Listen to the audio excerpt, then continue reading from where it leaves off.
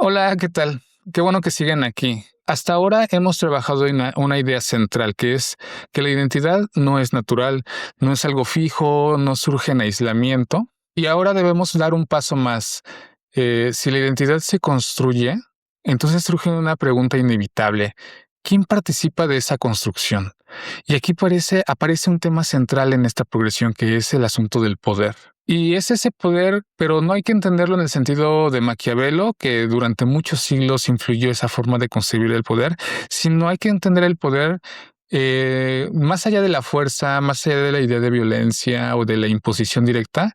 Hay que entender el poder como algo sutil, más cotidiano y sobre todo más profundo, porque comúnmente pensamos al poder como algo que alguien tiene y que ejerce sobre otros.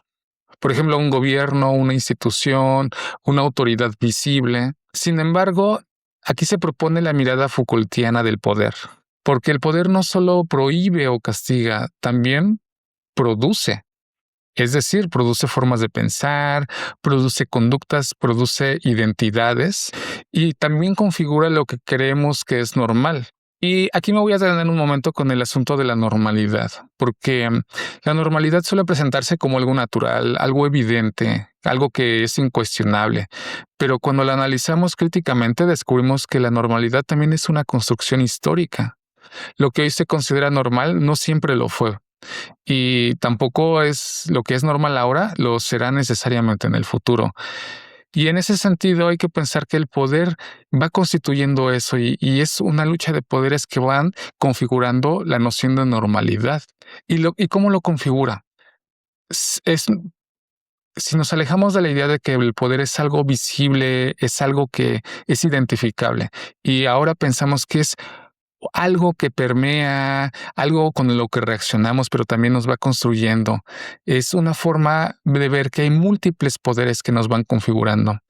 Es ese poder que no está aplicado a la fuerza, sino al que se logra cuando las personas actúan sin sentirse obligadas.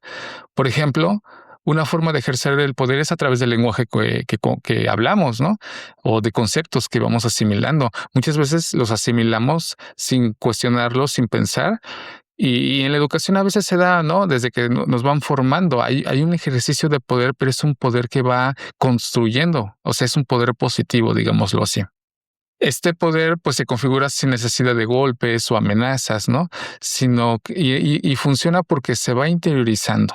Sobre el concepto de poder, pues, surge inmediatamente otro concepto, que es la noción de saber, porque no todo saber es neutral, ni todo conocimiento es inocente, ¿no? Es no como si no tuviera un motivo incluso político. Los discursos científicos, los discursos médicos, los discursos educativos, los psicológicos, ¿no? No solo describen la realidad, también van organizando a la realidad y la regulan. Pero el discurso hay que entenderlo no solo sobre lo que se dice desde el punto de vista lingüístico, sino también el conjunto de prácticas que se presuponen. Por ejemplo, en el discurso se van configurando lo que se puede decir, quién puede decirlo, desde qué punto de vista se va diciendo, desde qué punto de vista se dice y qué autoridad legitima ese ejercicio. Por lo que el discurso va produciendo verdad, ¿no? Va generando lo que es verdadero en un contexto, pero y en ese sentido es una verdad situada y configurada por las mismas relaciones de poder. Si el discurso va configurando la verdad y lo que es real desde el punto de vista del poder, pues entonces va creando subjetividades. Nuestra subjetividad nos dice quiénes somos, cómo debemos comportarnos, qué es deseable, qué es inaceptable.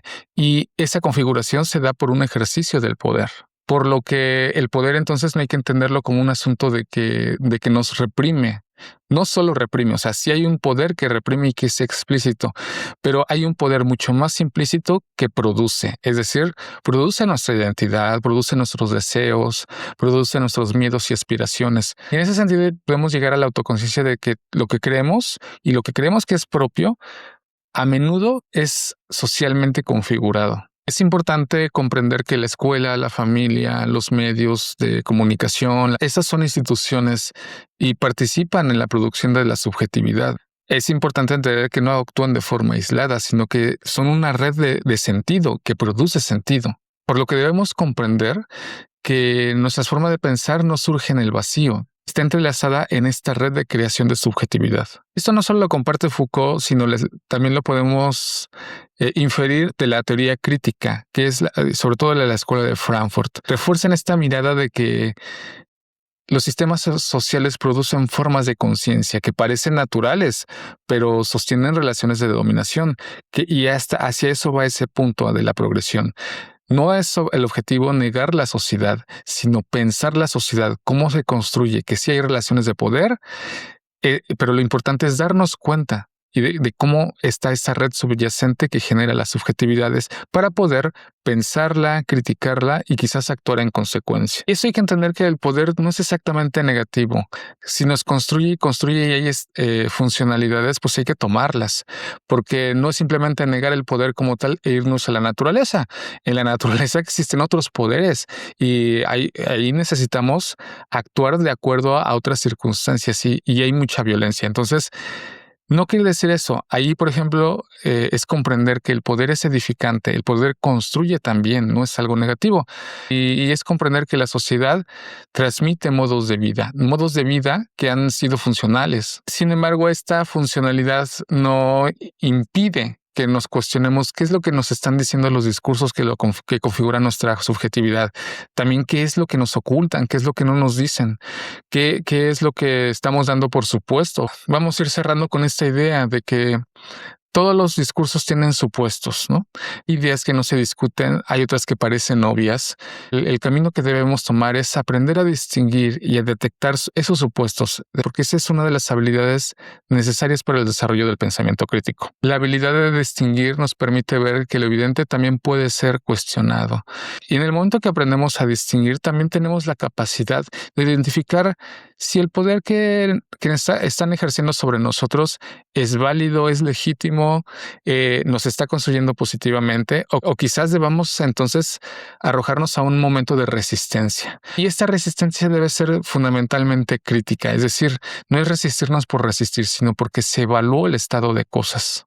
Se evaluó eso que parecía natural y que decidimos entonces cuestionarlo para dar a nuevas formas de naturalización. Por lo que aquí es importante que un docente igual continúe con su papel de mediador, no denunciar, no adoctrinar, sino acompañar críticamente al estudiante en la lectura de la sociedad. Sobre todo a traer a colación situaciones que pueden abrir preguntas, problematizar discursos, ver los supuestos de esos discursos, para que el estudiante y los involucrados se identifiquen a sí mismos como sujetos construidos, sujetos resultados de una historia y que no son productos terminados. Por lo que cerraremos con esta idea, ¿no? De que no podemos entender quiénes somos sin analizar los discursos que nos atraviesan. Hay que pensar el poder. No hay que volvernos paranoicos, claro. Hay que transmitir esa idea de que todo es cuestionable, pero hay que volvernos conscientes de ello. Y esa conciencia es una meta de las más profundas en el desarrollo del pensamiento crítico.